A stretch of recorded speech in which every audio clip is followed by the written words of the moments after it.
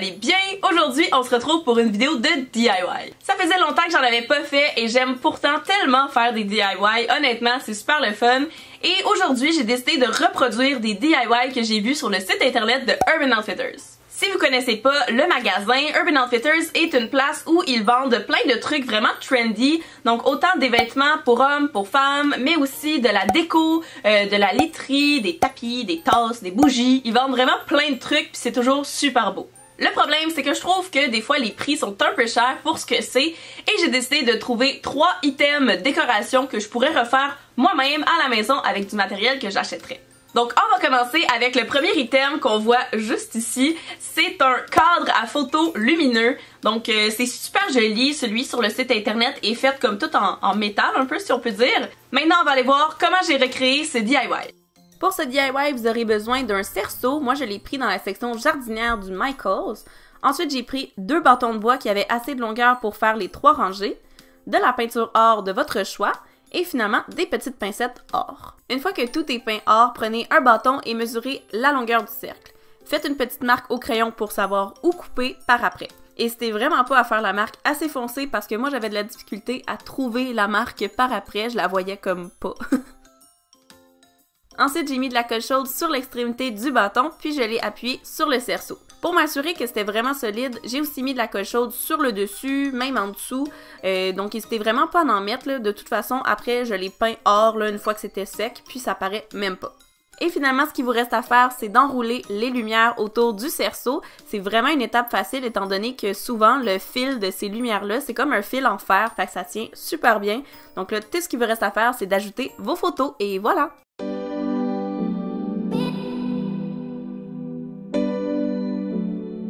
Donc vous avez vu le résultat, je suis super contente honnêtement, ça fait super joli, ça fait un item de déco un peu plus spécial que la grille qu'on voit un peu partout ou juste un cadre vraiment ordinaire. Pour juger le résultat de mes DIY, je suis allée par 3 critères, donc premièrement le niveau de ressemblance, deuxièmement le niveau de difficulté et troisièmement si je le garderais ou pas.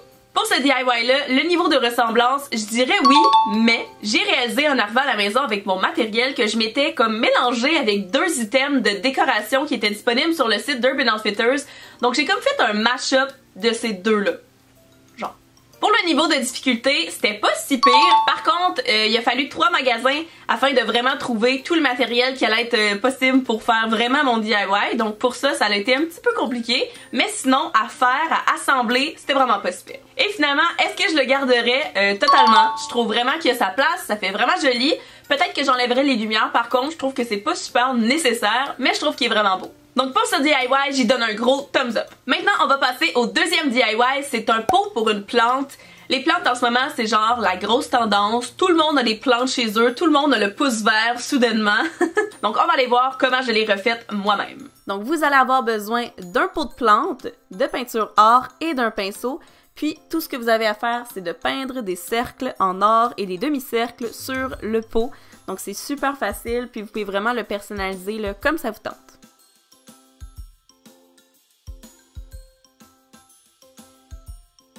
Donc voilà le résultat final de ma petite plante. Alors premièrement, niveau de ressemblance. J'ai vraiment essayé de trouver le pot de plante qui se rapprocherait le plus, mais je pense que ce que j'aurais dû faire, c'est de peindre le pot en blanc avant de faire mes ronds en or. Je sais pas, j'ai comme pas réalisé, je pensais vraiment que ça se ressemblait plus, puis finalement je trouve que il manque un petit peu de blanc. Hein. Niveau de difficulté, très facile, on s'entend, j'ai juste eu à faire des demi-cercles et des cercles en or sur le dessus du pot, alors pour ça, on va lui donner son point. Et finalement, est-ce que je le garderai ou pas? Je sais pas, je trouve vraiment que le gris, on dirait qu'il ressort vraiment plus. Sur le coup, je trouvais que ça paraissait pas. Puis on dirait que maintenant, je l'ai mis dans mon décor, puis je trouve que ça fait vraiment gris. J'aurais vraiment dû peindre ça blanc, fait que je pense que je le garderai pas. Je pourrais peut-être le refiler en cadeau à quelqu'un, genre.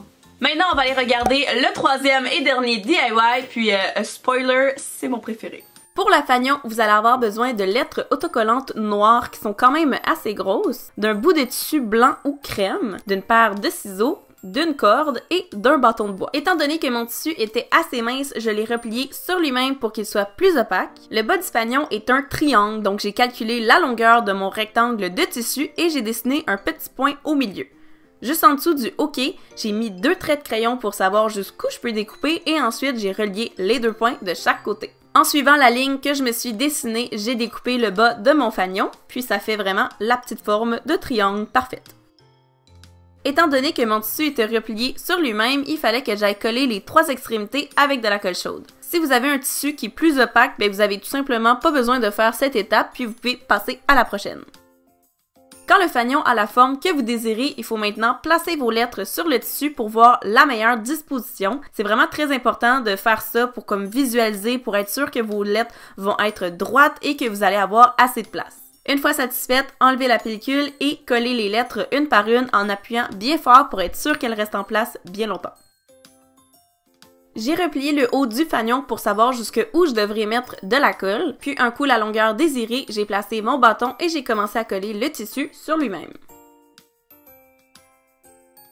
J'ai découpé un bout de corde, j'ai fait un petit nœud à la fin pour pas qu'il se défasse et j'ai tout simplement collé ça sur l'extrémité du bâton avec de la colle chaude. Donc voici le résultat de mon 3e et dernier DIY. Je le trouve absolument magnifique, je l'adore. Donc on va le juger un peu. Premièrement, son niveau de ressemblance. Honnêtement, moi je trouve que ça se ressemble vraiment beaucoup. J'ai décidé d'y aller pour une corde vraiment différente, là je le sais, mais je trouvais que ça faisait juste un petit peu plus beau qu'une petite corde fine. Les lettres sont quasi genre identiques, là c'est parfait. Honnêtement, pour la ressemblance, on lui donne son point haut la main. Pour le niveau de difficulté, honnêtement, c'était super facile, là, il y avait rien de trop compliqué, puis pour le résultat qu'on a, je suis vraiment fière. Est-ce que je garderais ce DIY ou pas? C'est sûr que oui. Au début, quand je voulais refaire ce DIY-là, je me suis dit, je pourrais peut-être mettre un autre quote que « It's okay ». Parce que je me disais, qu'est-ce que ça veut dire « It's okay » ? Genre, c'est correct.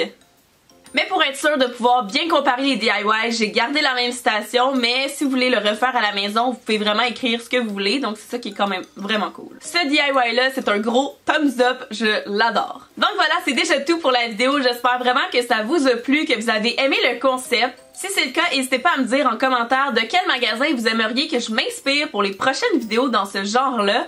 Je pourrais carrément faire un magasin de décoration en France, vu qu'on les a pas ici puis que c'est comme plus difficile à trouver. Ça pourrait vraiment être intéressant, mais étant donné que je les connais pas, vous pouvez me laisser ça en commentaire. Si la vidéo vous a plu, n'hésitez pas à me le dire en faisant un pouce bleu, ça me ferait super plaisir. Et vous pouvez aussi vous abonner si c'est pas déjà fait, parce qu'on atteint bientôt les 200 000 abonnés et c'est quand même fou.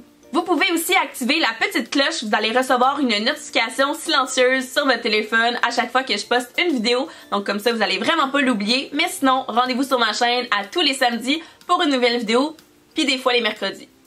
Quand je peux. Ok, j'arrête de parler. Bye!